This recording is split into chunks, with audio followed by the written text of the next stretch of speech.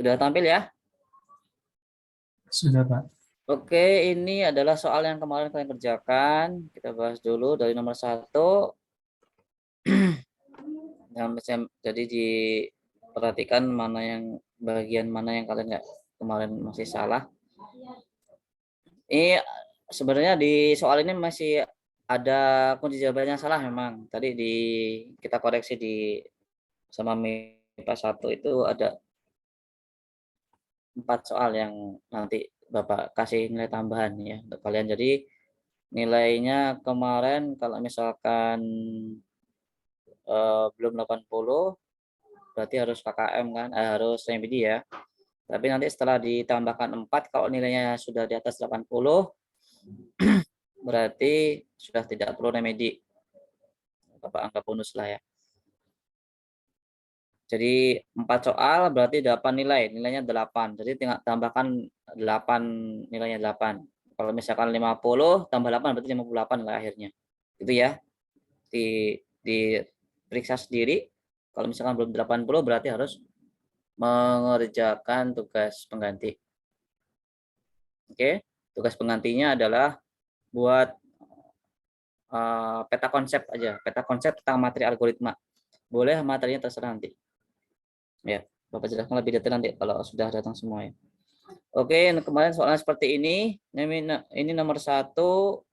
Bapak kira nggak ada yang kesulitan ya. Kalau ini kan sudah cuman teori ya kan. Berarti jawabannya adalah ya di sini adalah logis ya. Oke, jadi algoritma itu harus dia sifatnya adalah logis. Kemudian yang nomor 2 untuk pseudocode berarti dia harus menggunakan bahasa tiruan pemrograman ya. Kalau bahasa Inggris ini berarti dia menggunakan bahasa natural atau bahasa alami. Kemudian nomor 3-nya instruksi yang dikerjakan selama memenuhi suatu kondisi tertentu disebut dengan selection proses ya, selection. Jadi ada pemilihan. Ya, kondisi di sini berarti ada pemilihannya. If then itu ya. Jadi jika ya maka apa. Itu berarti selection.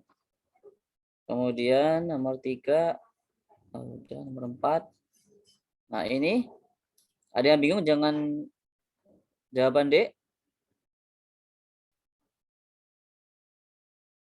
Bedakan dengan soal logika ya. Kalau ini soal algoritma berarti langkah demi langkah yang harus dikerjakan. Pertamanya dia di inisialisasi awal A-nya sama dengan 5, B-nya sama dengan 10.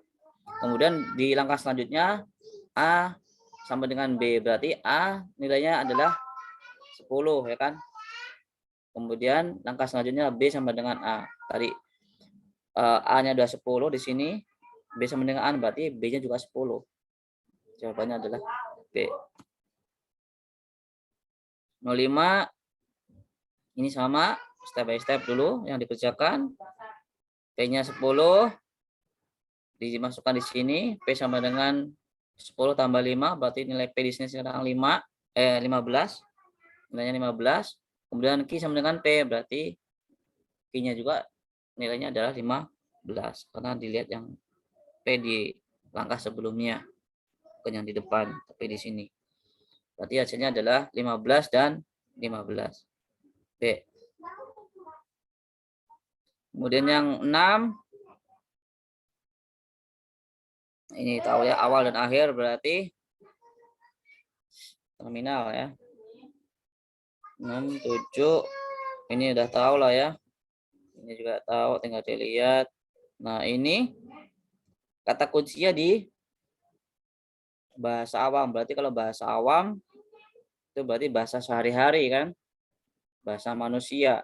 Berarti algoritma yang menggunakan bahasa awam adalah bahasa alami atau natural language. 9, 10 simbol keluaran tahu lah ya. Nah, kalau yang ini yang bukan ya, bukan merupakan perulangan. berarti case do. Ini yang lainnya adalah istilah yang digunakan dalam perulangan. Kalau case do nggak ada.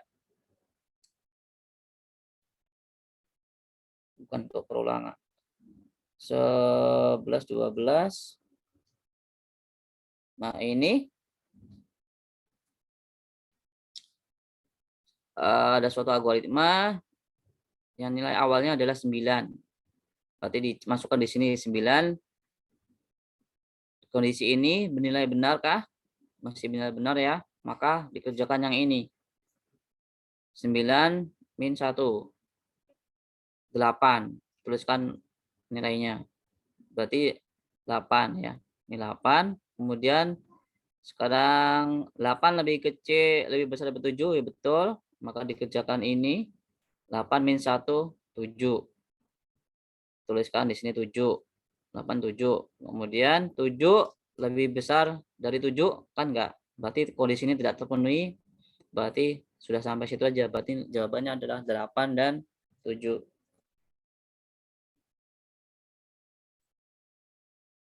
Nah, ini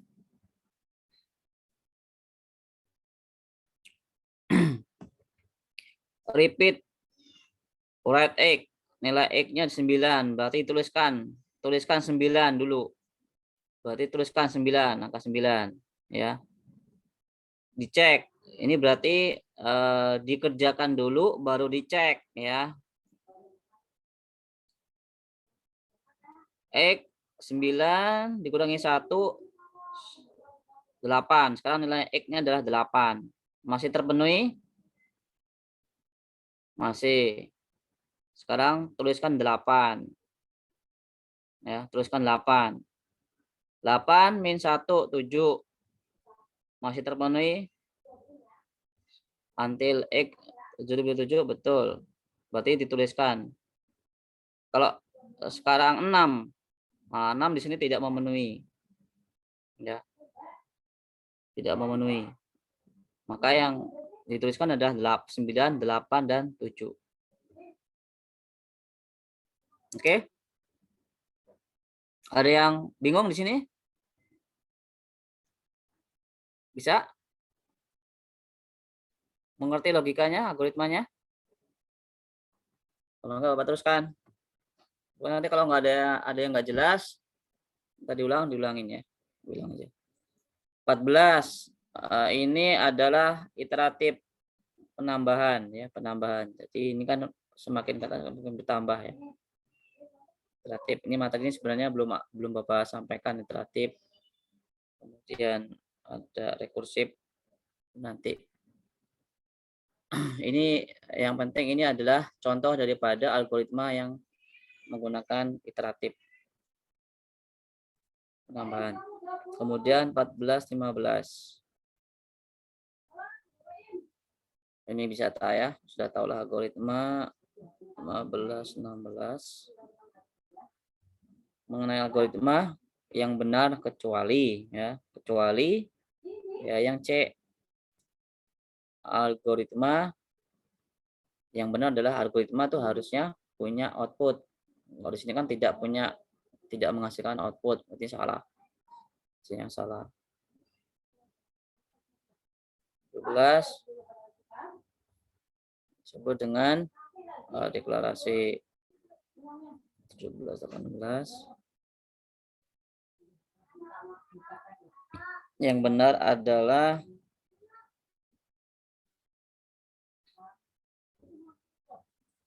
yang benar, semuanya benar ya.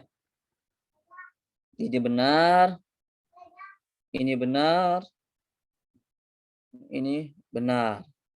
Harus punya stopping rule atau titik henti, dan algoritma punya stopping rule. Berarti ini benar, jawabannya adalah E ya. 18, 19. Yang benar tentang input dan output, kecuali berarti yang salah. Yang salah adalah yang D. Yang algoritma boleh tidak memiliki output. Seharusnya algoritma itu harus punya output. 20. Nah, di antara ini yang bukan variable output. Ya, di sini apa yang merupakan variable output, maaf. Yang variable output berarti nilainya keluaran berarti ya adalah total gaji. Sedangkan yang lain itu input ya. Ini input, diinputkan semua ini. Ini input, ini input, input, input. Kan beda-beda tergantung daripada golongan sama masa jabatan dan masa lama kerja ya. Yang merupakan output adalah total gaji. Oke, kemudian 2021. Nah, ini tipe data boolean. Boolean tuh nilainya hanya ada benar dan salah. Dulu di matematika pernah mengenal istilah ini? Logika benar dan salah. Kalau di bahasa pemrograman namanya tipe datanya boolean. Ya, diberikan suatu kondisi A itu false, B itu true, C itu true. Maka dari pernyataan di bawah ini yang menghasilkan nilai true adalah, masih ingat logika N? N itu bernilai benar jika apa? Dan tahu Pak? Nabil, Alapi, kalau yang bernilai true di logika N itu apa? Kalau kalau kalau dia N berarti dia kalau mau hasil true berarti dua-duanya harus true. Tapi kalau dia ada yang salah satu false maka hasilnya jadi false. Terus kalau Ya, or salah satunya ada yang true berarti hasilnya true. Tapi kalau dua-duanya false berarti false. ya. Gampangnya gitu ya. Jadi bernilai true dalam kondisi logika N itu ketika dua-duanya tuh true. A dan B itu true, harus true. Maka dia akan bernilai true kalau N ya. Salah satunya false berarti ada false. Cara ngapalinnya gitu aja. Keduanya kalau N itu harus true, maka nilainya nanti hasilnya adalah true. Tapi kalau OR salah satu true, maka dianggap true nanti hasilnya. Ya. Sedangkan kalau not ya kebalikannya. Not not not C, berdasarkan C di sini true berarti ini hasilnya false, berarti false. Kita buktikan sekarang di sini. N itu kan bernilai true jika kedua-duanya harus benar. Nah, di sini aja A-nya udah false, berarti ini nilainya false kan? False and true. Dari ini aja nilainya udah false. False and C-nya true. Berarti ya hasilnya false. Ya kan? Berarti bukan A. Ini juga bukan. Ini udah kelihatan ya. Kalau ini udah false mestinya. Kalau yang ini nilainya true, nilainya true. Nah, tapi di sini not C, berarti false. True and false, berarti false. Sedangkan yang D, nah ini D, true or true, berarti ini true, yang ini true, not C, not C, not true, berarti false. Berarti true or false, berarti hasilnya adalah true. Ya, jawabannya adalah D. Dua-dua. Nah, ini kata kunci kalau mendapatkan input read ya. Kalau write itu adalah output. Read, membaca. 23 kecuali ya. Di sini kecuali berarti adalah switch off. Switch off ini enggak ada istilah ini. For, will do, repeat until, if then ada istilah. Ada ini yang lainnya ada di istilah pseudocode atau pemrograman. 24 ini kata kunci adalah berdasarkan besar penghasilan orang tua. Jadi algoritma apa yang dipakai ketika ada kasus kita diminta untuk membuat suatu algoritma bantuan kepada siswa miskin berdasarkan besar penghasilan orang tua. Kira-kira apa ini? Ya, tentu saja dia menggunakan if then, ya kan? Karena ini kan bantuannya kan beda-beda tergantung dari penghasilan orang tuanya kan. Misalkan jika penghasilannya di bawah 1 juta, maka diberikan beasiswa full misalkan ya. Kemudian kalau misalkan 1 sampai 2 juta diberikan 50% ya, diskonnya. Terus 2 juta sampai 3 juta 25% dan sebagainya. Itu berarti kita akan menggunakan algoritma struktur yang digunakan adalah if then atau selection ya, selection.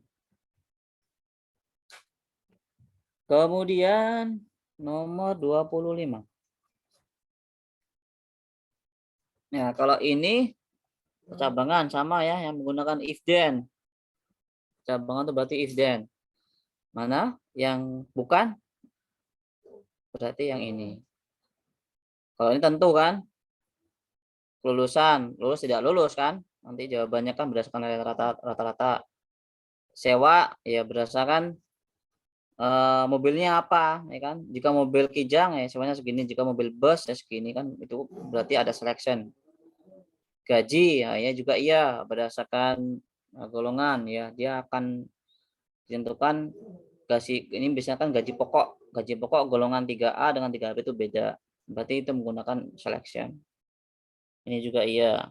Ya, jika batuk disertai dengan pilek maka penyakitnya apa? Jika misalkan pusing dengan sakit perut misalkan penyakitnya apa? Berarti tetap ini juga menggunakan selection. Berarti yang bukan adalah yang D. 26. Nah, ini ada algoritma P dia dikasih nilai 4 awalnya di inisialisasi awal, Q 7. Nah, jika P lebih kecil sama dengan Q, lihat 4 lebih kecil sama dengan 7 betul, maka jalankan perintah ini. P min Q. P-nya berapa di sini? 4 min 7, berarti min 3 hasilnya. Oke. 7. Nah, kalau kondisi seperti ini algoritma apa? Yang benar, pernyataan yang benar adalah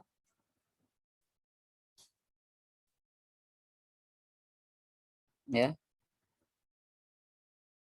Read ini berarti menerima inputan ya, membaca inputan. Ini berarti dimasukkan ya kan? Kalau namanya dimasukkan berarti dia adalah input ya. Kalau A, setiap pegawai mempunyai gaji pokok yang sama. Ya, tentu beda dong. Setiap pegawai gaji pokoknya tentu berbeda tergantung tadi golongan dan lama kerja. Angsuran juga tentu beda kan? Angsuran juga beda. Makanya di sini angsuran tentu beda. Jadi ini salah ya. Setiap pegawai mempunyai tunjangan keluarga yang sama ya. Di sini apalagi sudah jelas di sini ada status kawin. Jika statusnya kawin maka tunjangan keluarga 300.000 ya. Oke, jika tidak kawin atau belum nikah maka dia tidak dapat tunjangan keluarga. Tentu di sini juga nilainya akan berbeda. Berarti C juga salah. Nah, D nilai yang benar. Setiap pegawai menikah dan tidak menikah menerima gaji yang berbeda. Iya kan? Yang nikah, kawin dengan tidak kawin tentu akan beda. Walaupun ini yang lainnya sama, tapi dia tetap ini kan ada tambahan penghasilan tentang tunjangan ya kan. Kalau dia tidak kawin, dia tidak dapat tunjangan. Tapi kalau sudah menikah dia dapat tunjangan. Tentu hasilnya juga akan berbeda. Jadi yang benar adalah yang D. Oke, 28. Nah, ini yang nilainya good, yang hasilnya outputnya good adalah yang C ya. Jangan terkecoh dengan jawaban yang A. Nah, ya.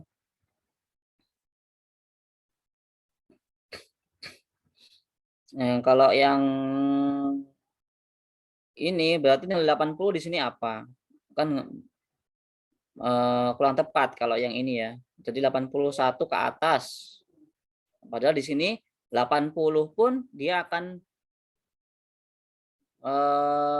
dikategorikan good. Ya, maka 80 harus ikut. Ya, 80 harus ikut. Nih, berarti kan di sini 80, 79 ke bawah sampai 0 itu dia akan diberi nilai output yang adalah good. 9. Nah, ini ya kelihatan yang tadi bonus ini. A3, B5 dimasukkan, read A, read B, A3, B5. A lebih 3 lebih besar sama dengan B, 3 lebih besar dari 5, kan salah ya. Kan kondisi ini tidak terpenuhi kan? Maka kalau kondisi ini tidak terpenuhi, jangan dijalankan yang ini, tapi yang dijalankan ada yang else. Berarti yang ini yang dijalankan. Ya. Sekarang dihitung. C itu sama dengan 2 dikali A tambah B. 2 dikali A dikerjakan dulu ya. Perkalian itu kan derajatnya lebih besar.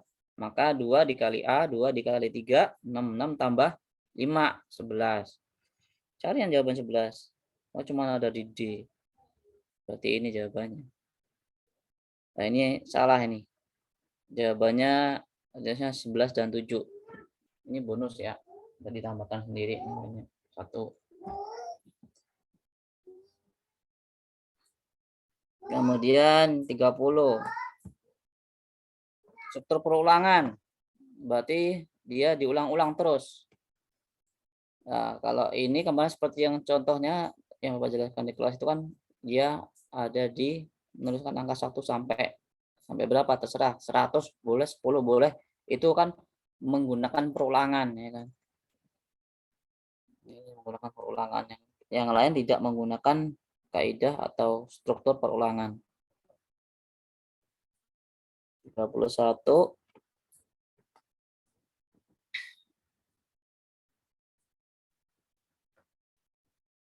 Nah, outputnya adalah dari algoritma di atas. A-nya 2. 2 lebih kecil sama dengan 30. 3 kali 10 kan 30. Jika kondisi ini terpenuhi, maka A tambah 4. Jadi 2 tambah 4, 6. Tadi jawabannya 6. Apakah sudah ketemu belum? Masih. Dicek lagi A. 6 lebih kecil sama dengan 30. Ya, masih dijalankan. 6 tambah 4, 10. 10 tambah 4, 14. Masih lebih kecil. 14 tambah 4, 18. Tambah 4 lagi. Masih kan? 18 tadi apa? 18 tambah 4, 22. 22 tambah 4, 26. Dah. Sampai 30. 30 masih lebih kecil sama dengan 30? Masih kan? Masih dijalankan, masih kondisinya masih terpenuhi, maka masih tetap ditambahkan 30 tambah 4, 34. Nah, berarti terakhirnya adalah nilainya 34. Ya. Dicek di sini 34 lebih kecil sama dengan 30 kan enggak. Berarti enggak terpenuhi. Berarti nilainya ada yang dicatat, yang ditulis adalah 34. Jawabannya E.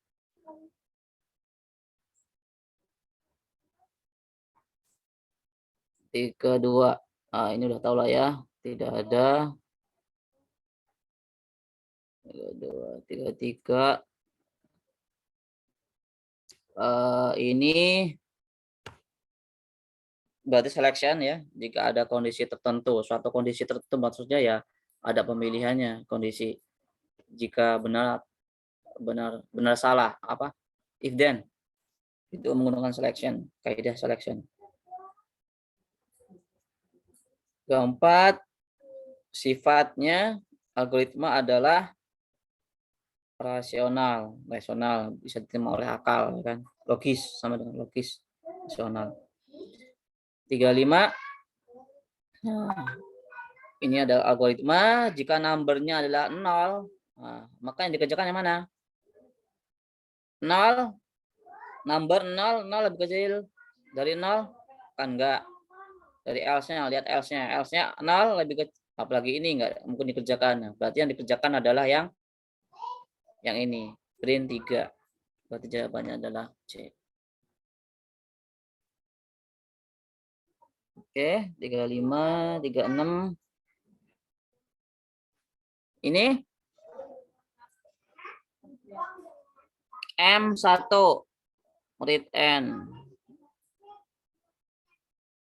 N-nya 4 ya. Nilai 4. N-nya 4. M1 F1. Masukkan di sini 1 dikali 1, 1.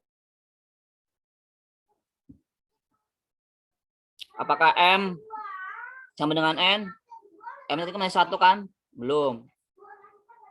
Jika tidak maka tambahkan M-nya. Sekarang M-nya 2. 2 kali 1, 2. Masih sama dengan N 4? Enggak, masih. Tambahkan lagi 3.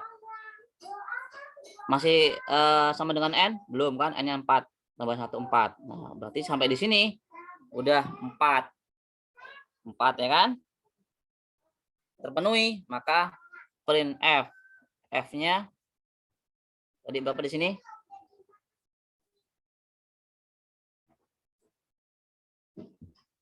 1 dikali 4, berarti 4. F-nya 4. Oke? Ada bingung nggak? Jangan diam aja. Kalau nggak paham, kita minta diulang, bilang ya. Jangan cuma diam aja. Kalau kamu diam aja, Bapak anggap sudah tahu. Paham apa yang Bapak maksud. Jadi jawabannya adalah A. Ya. Oh, ini kunci jawabannya nggak ada, berarti bonusnya 2. Baru ketemu 2 ya. Ini kan nggak ada bonus, nggak ada jawabannya nih, nggak tahu nih pada kelihatan di soal sudah Bapak kasih kunci jawaban. Ya, jawabannya A. Berarti bonus 2 soal. 36, 37. Data awal berarti di bagian input atau apa? Ini jawabannya salah ya. Harusnya di bagian inisialisasi ya. Mendefinisikan data awal. Berarti kita memasukkan nilai awal pada suatu variabel. Itu ada di bagian inisialisasi. Berarti ini salah jawabannya B. Itu 38. 22 mod 4. Sisa berapa? Sisa 2. 9. Ini udah tahu lah ya. 39, 40. Ciri-ciri algoritma. Ciri-ciri algoritma yang benar adalah yang D. Ini salah. Harus punya input ya. Ada input ya ada output. Ini salah. Nah, pagi ini buat tidak memiliki input ya gimana ada output kalau nggak ada inputnya. Walaupun dikasih nilai 0, 0 tuh bukan tidak ada input ya. Itu angka 0 berarti tetap ada input. Jadi harus wajib ada input. Jangan bermakna ganda atau ambigu ya, ini berarti juga tetap salah. Yang betul adalah ini, ada stopping rule-nya, ada kondisi berhentinya, jadi biar nggak jalan terus algoritmanya. Jawabannya D. 40, 41. Akhir definisi dari akhir berarti finiteness ya, finiteness. Kedua, pernyataan berikut, jika hari ini ada tugas maka tidak bisa ke bioskop. Jika saya tidak bisa ke bioskop maka saya tidak bisa nonton film terbaru. Pernyataan ketiga, jika hari ini libur maka saya bisa nonton film terbaru. 4, hari ini ada tugas. Berarti kalau hari ini ada tugas, outputnya apa?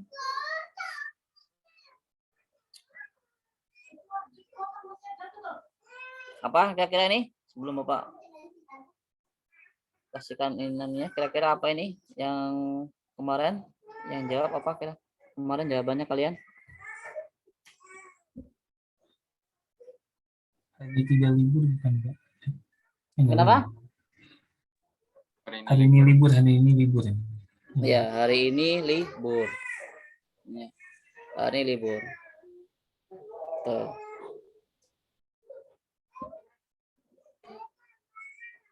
Kemudian 4243. Nah, ini kalau ada pilihan kondisi seperti ini, maka dia adalah selection ya, selection pemilihan kondisi. Selection jawabannya C. 4344. Nah, ini variabel A, I, X itu adalah tipe datanya integer. Begin A sama dengan 0, X sama dengan 26, for I sama dengan 1 atau 26, X-nya 26 ya. 1 sampai 26. Lakukan jika I mod 3. Masukkan I-nya 1 dulu. 1 mod 3 sama dengan 0 kan enggak. Baru ketemu sampai 3 ya. 3 mod 3 0. Betul kan? Berarti A pertamanya 0, berarti pada I3 A-nya 1 ya kan? Oke? Paham? A-nya 1. Dilakukan perulangan kembali. A-nya sekarang 1. Di sini A-nya 1. I-nya sekarang 4. 4 masih belum, 4, 5, 6. Nah, 6 sekarang. 6 mau 3. 0 kan? A-nya 1. 1 tambah 1, 2. Sekarang A-nya 2. Jadi 3, 6, 9. Hitung ya. 3, 6, 9. 12, 15, 18, 21, sama 24. Ya kan? Ke 24 itu A-nya sama dengan 8. Ya kan? Ya, A-nya ke I24 baru ditambahkan lagi A-nya. Ketemunya ada 8. Jawabannya E. Oke? Pahamkah? Paham ya? Enggak. 44, 45. Nah, ini yang salah katanya. Inisialisasi pertama merpatinya 2018. Masukkan di sini. 2018 mod 100. Kan sisanya kan dia 18 kan? 2018 dibagi 100, sisanya kan 18. 18 lebih besar daripada 20 kan? Enggak. Maka jangan jalankan yang ini, jalankan yang ini. Nah, merpati plus 2, 2018 tambah 2, 2020. Ya kan? 2020. Kemudian ulat merpati plus merpati. 2020 ditambah 2020 berarti 4040.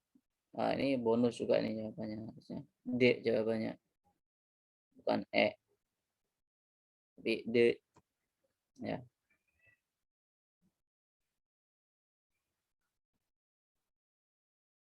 Oke. Tuh 4546. Nah, ini kata kunci ada di while do ya. While do berarti perulangan ya, perulangan, looping. B. 47. Ini salah ya. Harusnya kalau algoritma itu tidak menggunakan standar, ya bebas, terserah. Ya, yang standar itu yang bahasa pemrograman. Ini salah. 48 pakai bahasa C. 49 pembuatan flowchart yang salah adalah berarti yang D. Menggunakan kata sifat, seharusnya yang benar adalah kata kerja. 50 itu adalah declaration. Oke, berarti tadi bonusnya berapa? 3 ya? 3 ya? 3. Nanti nilainya akhir ditambahkan 6. Nilai kalian berapa? Misalkan 50 tambah 6, 56. Berarti masih di bawah KKM, harus remedial. Yang remedial buat peta konsep.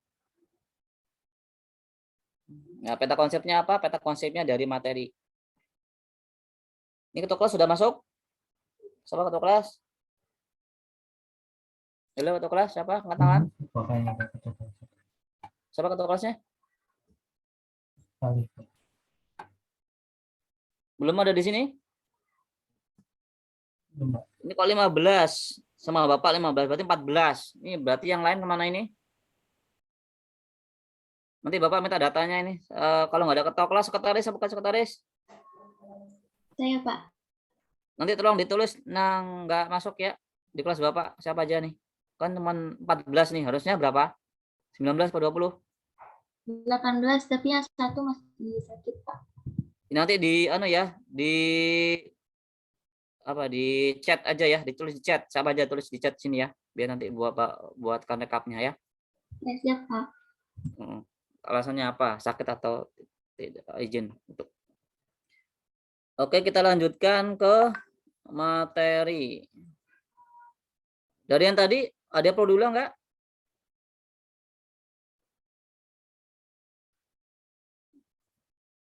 Nggak perlu ya.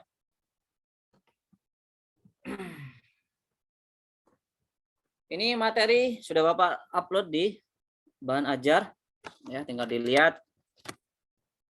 Judulnya buku algoritma dan pemrograman seterusnya. Kemarin pakai ngajarnya Bapak pakai ini, cuman karena dapat modulnya baru 2 minggu yang lalu, jadi belum nggak Bapak jadikan materi. Tapi sebenarnya intinya sama sih. Ini udah ya, video code. Ini kalau di sini ada yang kalian kurang paham, boleh tanya ya nanti ya. Boleh di e-learning atau pada saat pelajaran. Ini udah. Nah, jadi tadi yang belum KKM, kamu buat peta konsep. Tahu peta konsep ya? Sebenarnya tugas-tugas yang lain juga udah pernah Bapak lihat, PKN yang Bapak pernah lihat tuh suruh buat sama Pak Yus buat peta konsep. Carilah materi salah satu aja di sini ya. Misalkan kamu mau buat peta konsep tentang ini. Ya ini aja udah. Nggak usah yang lain ya, tentang ini, tentang bagan alir ini, tentang flowchart, ya udah buat ini aja. Yang belum KKM atau tentang sejarah algoritma boleh, terserah ya. Tentang pseudocode, serah pokoknya yang ada di materi algoritma. Cukup 1 lembar aja, nggak usah banyak-banyak. Yang kelas kumpul. Oke, itu yang belum KKM, tugasnya di situ buat peta konsep tentang materi algoritma, kemudian nanti uploadnya di e-learning, nanti Bapak bukakan di nilai pengetahuan. Kalian nanti buka di situ, udah di-upload. Buatnya pakai Canva ya, kalau bisa ya pakai Canva. Dalam bentuk PDF aja nanti hasilnya boleh, atau gambar boleh, yang penting dibuat di situ. Lebih gampang kalau buat pakai Canva. Yang nilainya setelah ditambahkan bonus berarti 6 poin, belum KKM berarti harus mengumpulkan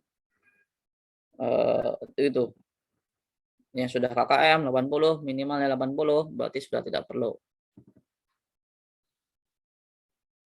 Ini background udah, ini sudah, deskripsi. Nah, ini udah ya deskripsi atau badan algoritma. Nah, ini komentar ya. Ini komentar belum kemarin. Jadi kalau kita mau membuat sebuah komentar dalam algoritma itu menggunakan simbol tutup kurung, buka kurung. Buka kurung, tutup kurung ini ya. Jadi contohnya seperti ini. Ini berarti artinya yang di dalam kurung ini tidak akan dikerjakan di algoritma. Ya. Kalau di bahasa pemrograman itu ada yang menggunakan petik 2, ada yang petik 1. Kemarin di Fox Pro pakai apa? Kalau kita mau buat komentar, ada yang ingat? Ada yang ingat kemarin di Fox Pro? Kalau kita mau buat komentar itu berarti tidak dijalankan tidak dianggap sebagai suatu perintah ya, dianggap cuma sebagai komentar aja. Kalau di Fox Pro menggunakan garis miring ya. Nanti kalau di VB menggunakan petik 1. Jadi kalau diawali dengan petik 1, kemudian ada keterangan di selanjutnya itu berarti sebuah komentar, bukan sebuah masuk dalam struktur pemrograman. Jadi ini juga enggak, ini hanya komentarnya untuk pemberitahuan aja, informasi yang menjelaskan tentang ini. Tuh, itu komentar. Kemudian penamaan atau pengenal atau identifier. Nanti kita selesai jam 10, kita langsung sambung aja ya, nggak usah istirahat ya. Ini kan di jadwal sampai 10.10. Istilahnya kan 15 menit. Berarti dikurangi 15 menit, 10 kurang 5 ya. Nanti diingatkan. 1/4 jam lagi lah ya. Sekarang masih jam 9.43. Oke, identifier itu adalah sebuah nama atau pengenal ya. Jadi ini bisa dipakai di nama algoritma, di judul algoritma, untuk nama konstanta, nama variabel, nama tipe, nama prosedur, nama fungsi ya. Ini kalian belum nih, fungsi sama prosedur belum. Tapi variabel, konstanta, nama algoritma udah tahu lah ya. Udah tahu yang di bagian mana. Nah, itu kalau kita membuat pengenal itu ada kaidahnya sebenarnya ya, ada kaidahnya. Baik di pembuatan algoritma ini ataupun nanti pada penerapannya di bahasa pemrograman. Jadi nggak boleh sembarangan kita buat pengenal atau identifier. Nah, ini aturan yang pertama, syaratnya adalah dia boleh terdiri dari huruf, angka, dan garis bawah. Ya, boleh huruf, boleh angka, garis bawah. Nah, tapi poin kedua adalah dia tidak boleh dimulai dengan angka. Jadi jangan dimulai dengan angka, tapi dimulai dengan huruf. Nah, terus kemudian yang ketiga, tidak membedakan huruf kapital ataupun huruf kecil. Ya, tidak membedakan huruf kecil. Tulisannya sama, walaupun kapitalnya beda, tetap dianggap sama. Ya, walaupun ada huruf kecil, tapi kalau teksnya bunyinya sama, ya berarti dianggap sama. Kalau sama, berarti jangan dipakai. Artinya jangan digunakan lagi, karena sudah digunakan di penamaan atau di identifier yang lain. Jadi harus unik ya, panjang tidak dibatasi. Nah, ini yang kelima, harus unik, jadi nggak boleh sama, namanya nggak boleh sama kalau kita memberikan sebuah penamaan pengenal. Kemudian hendaknya mencerminkan kegunaan ya. Kemudian ada dua contoh gaya yang biasanya dipakai di pemrograman ya. Biasanya seperti ini. Yang pertama, kalau ada dua kata dipisahkan dengan underscore ya, jangan di spasi. Jadi penamaan itu nggak boleh di spasi, tapi dikasih underscore. Kalau misalkan mau memaksa harus dipisah, harus menggunakan underscore. Kemudian kalau yang kedua ini dia langsung disambung ya, lebih baik disambung seperti ini, kalau jangan dipisah. Nah, kalau mau misalkan lebih kelihatan penamaannya ya dipisahkan dengan underscore. Kemudian ini contoh yang valid atau tidak valid atau yang boleh tidak boleh digunakan. Ini boleh digunakan yang seperti ini tulisannya ya. Boleh digunakan seperti ini, ada angka ya, tapi dipisahkan dengan underscore. Kemudian yang ini yang tidak boleh ya, tidak boleh diawali dengan angka tapi huruf. Ini juga tidak boleh karena dia mulai dengan suatu karakter apa itu, pangkat ya. Nggak boleh kita memberikan sebuah penamaan baik itu di judul algoritma, nama variabel, nama fungsi, nama prosedur menggunakan itu karakter. Kemudian ini berarti tidak boleh juga ya, karena ada di tengah-tengahnya ada karakter. Jadi kalau dia bolehnya hanya huruf dan angka atau garis bawah di tengah-tengah. Ini kalau ada di tengah-tengah sebuah karakter atau di depannya berarti nggak boleh. Ini kalau seperti ini boleh. Atau underscore 2 boleh. Hati-hati underscore 2. Input, output, input dan output. Ini sudah sama ya kemarinnya, effectiveness dan sebagainya. Kalau input itu berarti yang menggunakan kata kunci read. Ya. read ya. Ini berarti input, ini input, input, input. Nah, kalau output menggunakan kata write. Write ya, write. Ini berarti input, output, output. Ya.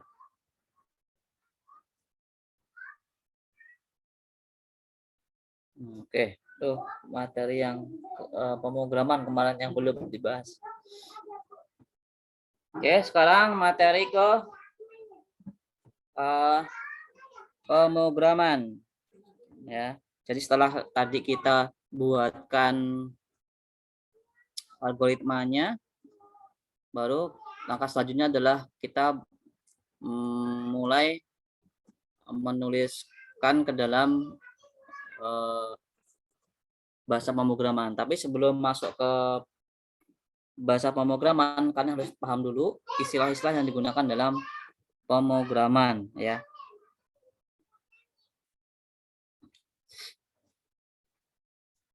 Di sini jadi ada pemrogram, ada program, ada programmer ya. Kalau program itu berarti dia sebuah aplikasinya ya sudah jadi ya, yang sudah bisa dijalankan oleh komputer ya, itu program atau aplikasi ya. Kalau programming itu berarti proses programnya, orangnya berarti programmer ya. Bahasa pemrograman berarti bahasa yang digunakan dalam menuliskan program ya. Ada bahasa pemrograman itu.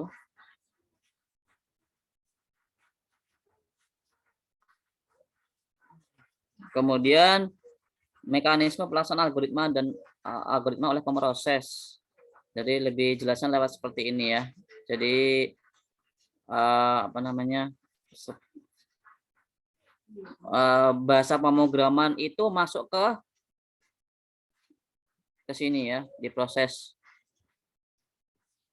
Masih ingat ini struktur utama yang ada di perangkat keras komputer ya. Ada yang namanya input, proses, dan output ya. Ada perangkat yang digunakan untuk masukan atau inputan. Contohnya apa perangkat masukan di komputer? Apa? Ada yang tahu? Halo? Contoh perangkat atau piranti masukan di komputer itu apa? Review di pelajaran SMP dulu. Yang termasuk perangkat input? Mouse. Ya, mouse. Yang nempel di itu ya, mouse, keyboard. Kemudian yang lain, yang lumrah? Mic. Mic ya. Ya, mic juga termasuk, mic, webcam, scanner, ya. Itu termasuk alat input ya. Barcode scanner itu ya termasuk alat input. Nah, kemudian dari situ kemudian diproses ya. Dalam pemrosesan itu selain ada CPU ada juga memori ya. Kalau CPU digunakan untuk memproses logik, ada ALU-nya ya, arithmetic logic unit. Jadi prosesor digunakan untuk memproses atau menghitung, berpikir secara logisnya. Kemudian data yang disimpan, data yang akan diproses itu disimpan di dalam memori. Ya, jadi memori membantu prosesor dalam memproses suatu data. Kemudian barulah keluaran. Oke.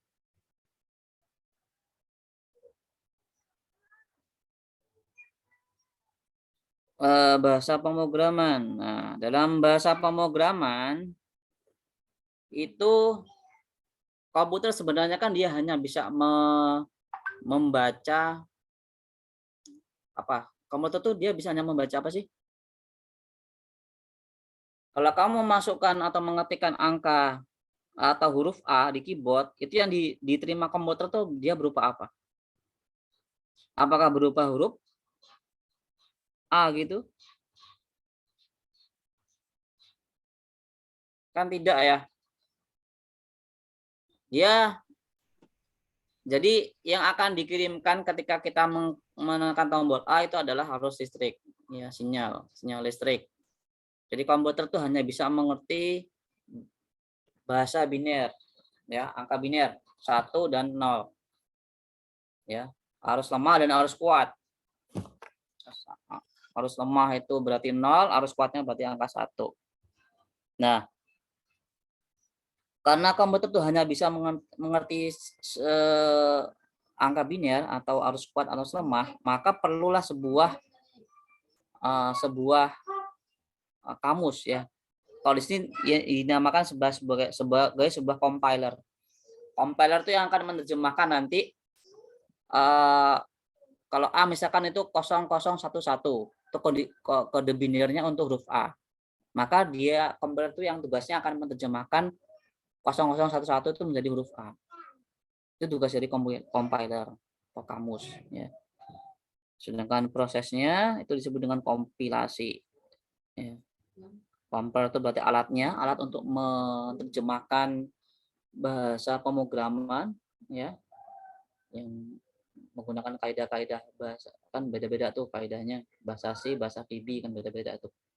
Itu nanti kata begin, misalkan di begin itu diterjemahkan ke dalam sinyal listrik apa, seperti itu. Itu disimpan dalam sebuah compiler namanya. Nah, prosesnya namanya kompilasi. Proses menerjemahkan bahasa pemrograman itu ke dalam bahasa mesin namanya kompilasi.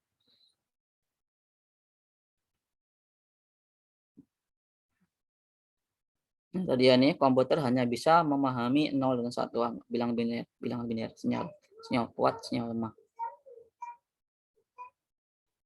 Kalau sinyal lemah itu yang dia tegangannya di bawah 10 volt, ya.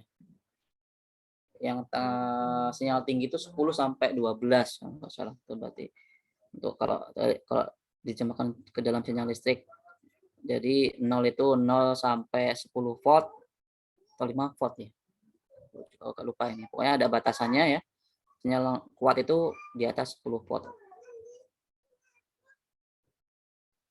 Kemudian secara umum bahasa pemrograman dibagi menjadi 4 kelompok, ya. 4 kelompok. Kelompok yang pertama itu adalah bahasa aras rendah, low level language. Nah, bahasa tingkat rendah. Ini bahasa yang hanya bisa dimengerti oleh komputer. Nih, ini contohnya bahasa mesin, bahasa rakitan. Ini walaupun menggunakan istilahnya ya huruf gitu, ya, MOV. Kalau ini ada di bahasa rakitan atau assembly itu contohnya MOV, terus ada break. Itu sebenarnya singkatan, ya, sebuah singkatan dan singkatan itu hanya diketahui oleh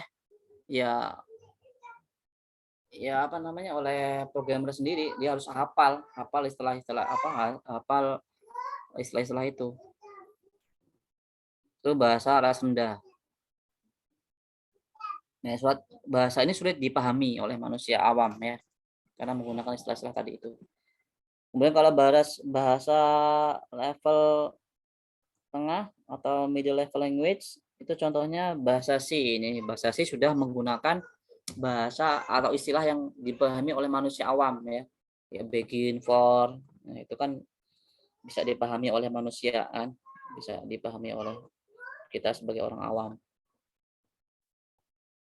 Tapi walaupun ya harus tahu maksudnya apa. Kemudian bahasa aras tinggi, ya, ini menggunakan aturan-aturan gramatikal. Bahasa yang dapat dipahami oleh manusia. Bahasa Pascal, Basic, COBOL, dan lain sebagainya. Kemudian terakhir bahasa yang berorientasi objek, ya, seperti bahasa Delphi, VB, C++. Dia bisa digunakan sebagai bahasa yang berorientasi objek. Artinya dalam mendefinisikan atau menyelesaikan masalah itu bisa dibuat sebuah kelas misalnya. Kelas, ada kelas, nanti kita akan mengenal kelas, ada modul dan sebagainya. Jadi kalau bahasa itu bisa dibuat seperti itu, maka dia termasuk bahasa berorientasi objek. Nanti kita akan mempelajari ini ya di VB, berorientasi objek. Kalau di web juga yang PHP ya, PHP terus apa namanya? Python itu juga termasuk yang berorientasi objek.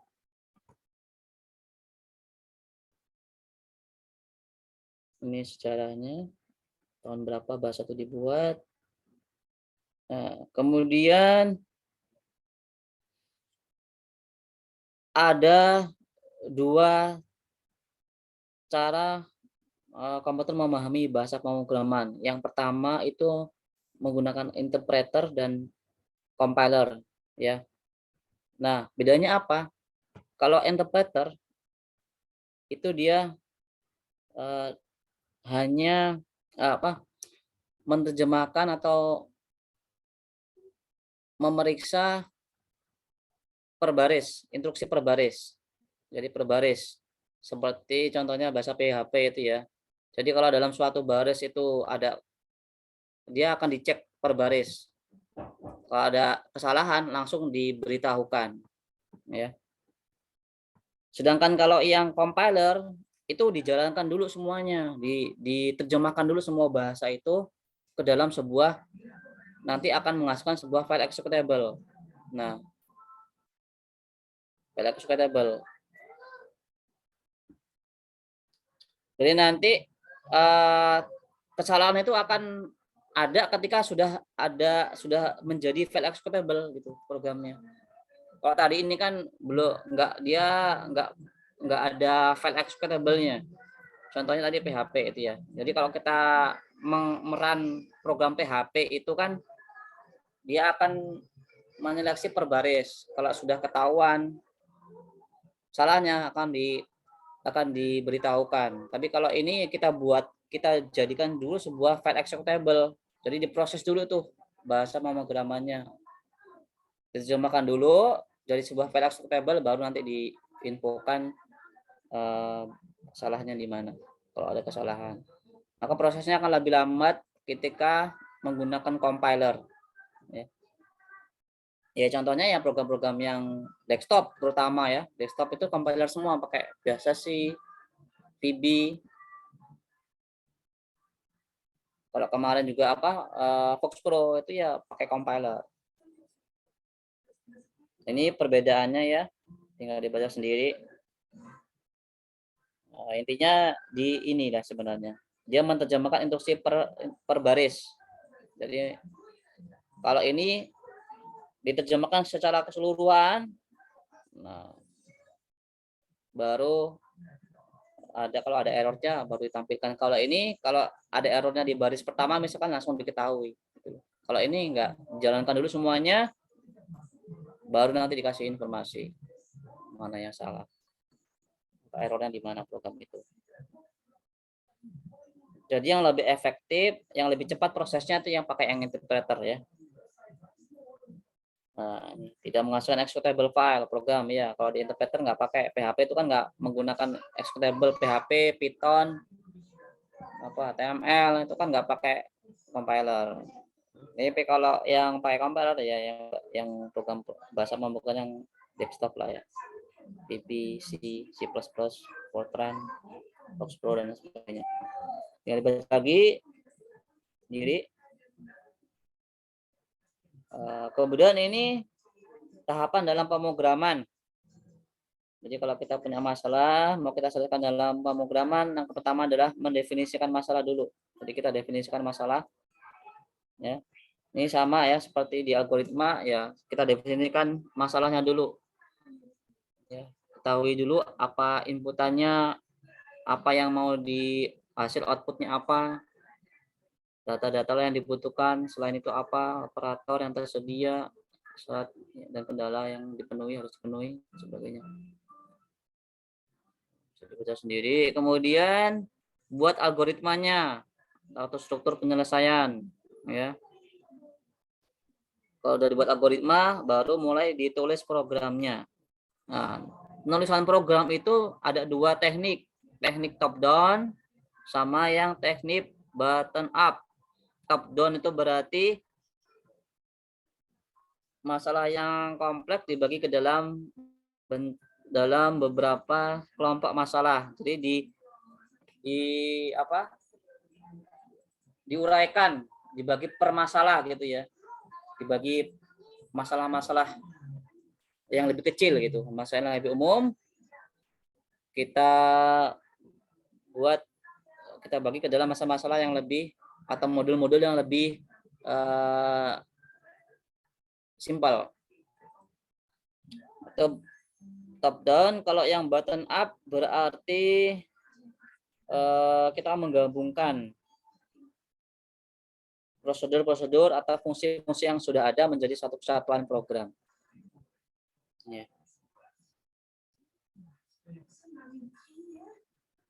Ini standar penyusunan program dengan dibaca sendirilah ya. Saya nggak tahu. User friendly berarti itu program itu harus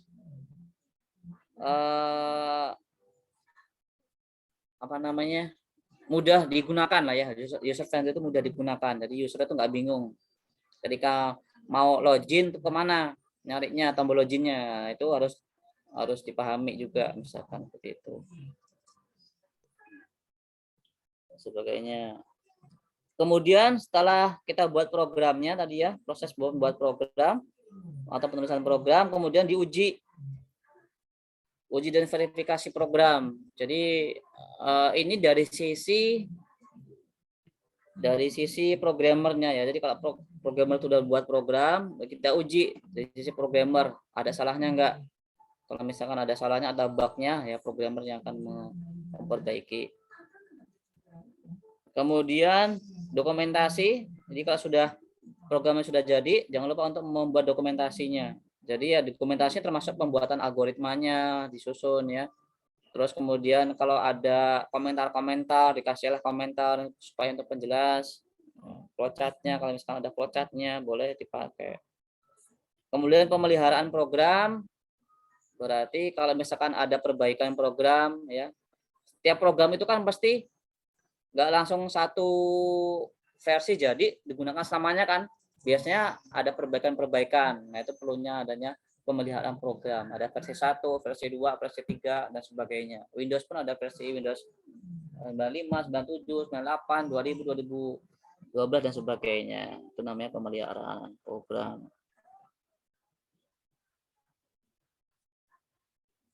Kita sampai 10:15 lewat 5 nih, udah lewat ini. Ini sebenarnya harusnya sampai sini ya, materi bab 2 ini. Ini dibaca aja ya.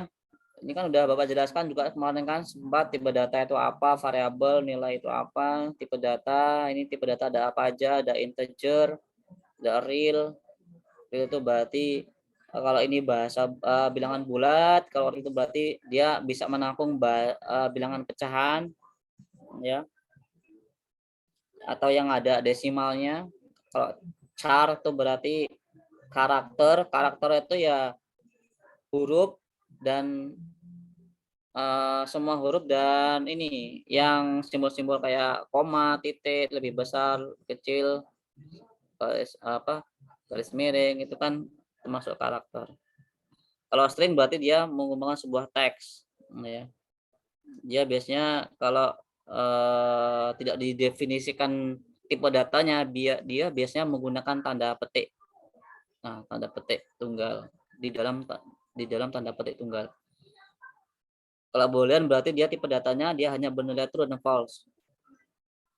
Ini anunya.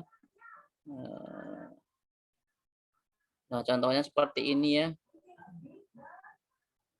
Ini kalau yang cara seperti ini, karakter itu bisa angka, bisa simbol seperti ini. Kalau yang string ya ini tipe data string biasanya kalau nggak disebutkan tipe datanya bisa dituliskan seperti ini di awali dengan petik satu, dari dengan petik satu, berarti tipe datanya string. Boleh ya. Metode dasar, berarti ini tadi yang kita sebutkan tadi di atas itu adalah tipe data dasar. Kemudian tipe bentukan berarti dia tipe data yang dibentuk dari kombinasi berbagai macam bentuk tipe data dasar. Contohnya seperti array. Array itu yang bentuknya larik.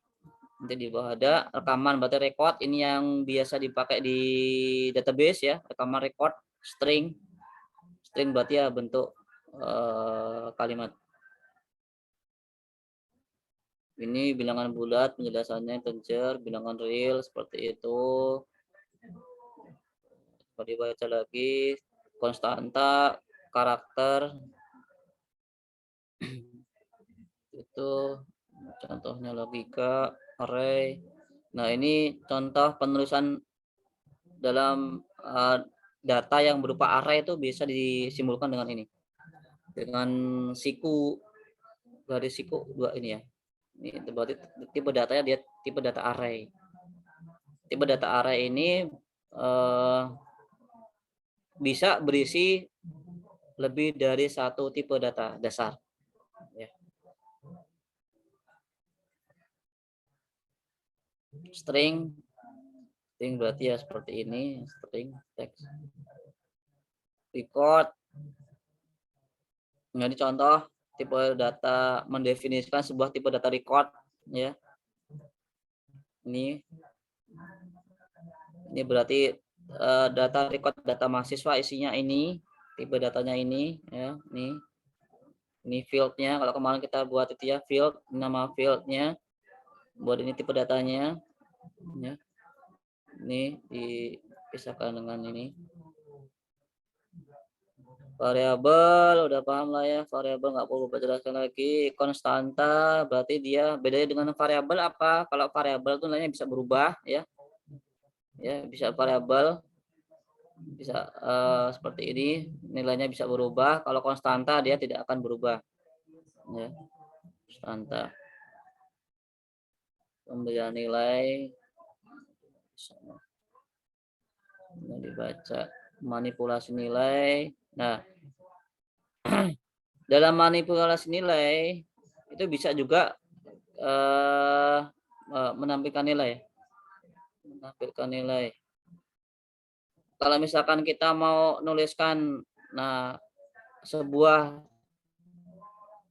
string ya yang akan ditampilkan, itu bisa menggunakan tanda ini seperti ini. Titik 2. Nah, ini berarti variabelnya. Ini akan berubah nanti tergantung nama datanya ya, variabel nilai. Ya.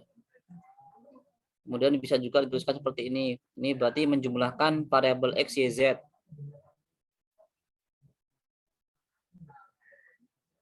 Operator ya, dengan dibaca lagi operator itu operator bandingan dan sebagainya.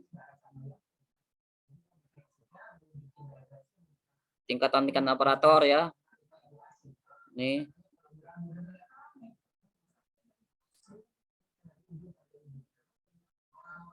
Bisa sendiri. Dah, Bapak kira cukup sekian materinya ya. Kita lanjutkan di bab 3. Kira-kira nanti mulai prakteknya ya awal Maret sudah nanti Bapak berikan lagi modul tentang praktikum. Jadi modulnya kemarin baru sampai modul teori ya, baru sampai sini. Nanti ya, setelah ini ada modul praktikum. Ada pertanyaan sampai sini? Seperti cukup, Pak. Cukup ya. Tinggal dibaca lagi, itu kan sebenarnya Bapak hanya mengulang ya. Materi dasar ini dipahami, dipelajari ini tipe-tipe data, variabel, pengertiannya apa. Karena nanti kalau kalian nggak mengerti ini, nanti ketika proses kita mulai praktek buat coding, buat program, kalian bingung nanti. Coba diperdalam lagi materi yang ini. Oke. Laporan dulu nih, mana belum nih? Yang sudah dicat belum nih? Yang nggak masuk, belum ada nih data yang nggak masuk. Tadi yang 3 orang belum hadir itu kendala di sinyal, Pak. Ini udah masuk semua kok. Oh, berarti cuma kendala di sinyal. Ya. Oke deh, Bapak maklumi. Yang penting diinfokan yang tadi ya, yang nilainya belum KKM, tolong disampaikan.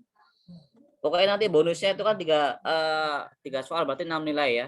Berarti tambahkan nilainya 6, poinnya 6. Kemudian kalau masih belum 80, berarti harus mengumpulkan tugas pengganti berupa buat peta konsep tentang algoritma. Terserah mau ngambil materi yang mana. Nggak usah banyak-banyak, cukup 1 lembar buat bisa. Kalau bisa buat di Canva, kumpulkan dalam bentuk PDF atau gambar. Oke? Paham? Yang lain paham ya? Pak. Oke, udah. Kalau gitu Bapak cukupkan sekian. Selamat istirahat. Kalau mau istirahat, kalau dalam pelajaran silakan lanjutkan ke pelajaran yang selanjutnya. Bapak Ali, Assalamualaikum warahmatullahi wabarakatuh. Waalaikumsalam. Waalaikumsalam warahmatullahi wabarakatuh. Waalaikumsalam warahmatullahi wabarakatuh. 3, 2, 3, 2, 1. 1. Terima kasih, Pak. Terima kasih Pak Gofar. Ya, sama-sama.